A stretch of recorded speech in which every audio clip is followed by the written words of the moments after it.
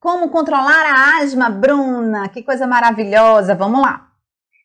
Eu acho que a próxima pergunta também. Vou aproveitar, Bruna, a sua e aqui responder a de Ticiane. Ticiane, eu já vi que ela estava por aqui. Bruna, como controlar a asma? E a de Ticiane é como saber se a asma está controlada, se não tem mais secreção e por que está controlada? Vamos lá. O que é controlar? Eu tenho certeza que controlar a asma é o sonho de qualquer mãe de asmático e de qualquer asmático, certo? Você vai entender por quê. Então, vamos lá. O que é controlar a asma, certo? Então, o controle da asma, a gente tem justamente a melhora dos sintomas. Aquilo que eu falei, quais são os principais sintomas da asma? Tosse, chiado no peito, um aperto no peito e falta de ar. Então, imagina isso aí, o asmático no dia a dia, tendo crises e mais crises, vivendo cheio de sintomas. Então, o controle da asma é quando a gente atinge essa melhora dos sintomas. Então, melhora dos sintomas durante o dia. Não só isso. Então, geralmente, os sintomas da asma, eles costumam piorar à noite.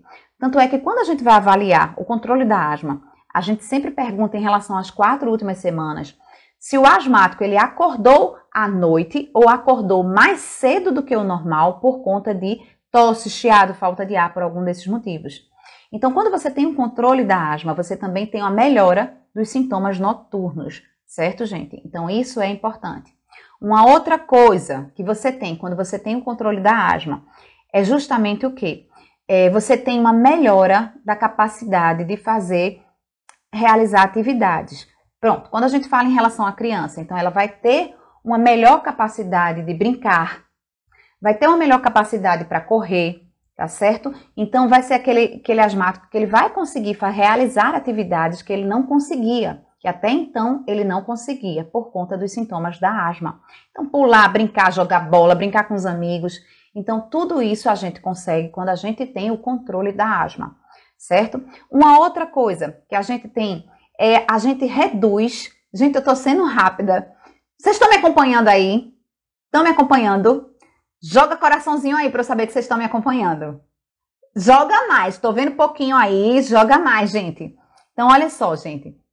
Uma outra coisa que a gente avalia em relação ao controle da asma é a necessidade do uso de bombinha de alívio, de tratamento de alívio. Que tratamento de alívio?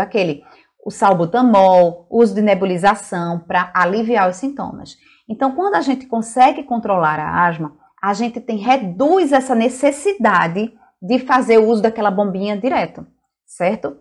E não só isso, a gente também se previne em relação a riscos futuros, a internamentos, certo? A idas a emergências, a internamentos em UTI e até em relação a taxas de morte. Então, a gente precisa realmente, o controle da asma é tudo isso.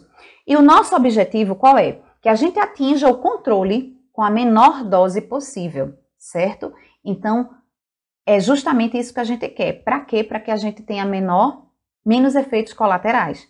Então, daí a gente já tira que uma medicação para asma, ela não pode ser a mesma a vida toda. Já estou respondendo outras perguntas dizendo isso. Então, não pode. Às vezes a pessoa usa aquela medicação e usa a vida toda. Então, se a pessoa está bem com aquela medicação, a gente precisa avaliar se a asma está bem controlada.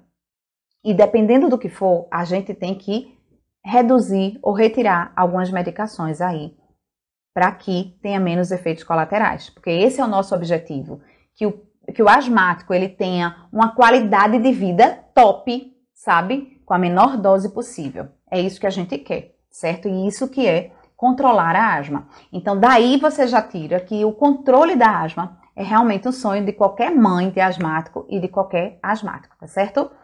Vamos